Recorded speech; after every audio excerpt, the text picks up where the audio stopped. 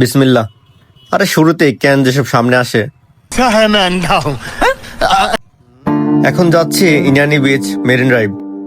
কারণ বাইক নিয়ে যদি বিচেই না নামি তাহলে কি হয়। অ্যাকচুয়ালি রাতে যেখানে ছিলাম তার সামনেই beach, but that area is fully restricted, bike are not allowed. That's why we are selected Inani beach.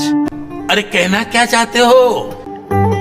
আসলে ওই এরিয়াগুলোতে বাইক নিয়ে বিচে নামা একদমই নিষেধ, সেই জন্য এদিকে চলে আসা। तो सीधा सीधा नहीं कह सकते थे?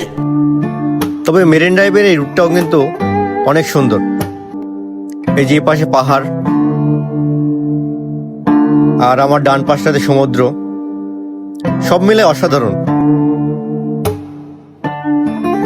আরে আবারও तू समझा? हाँ। नहीं, तू समझा नहीं।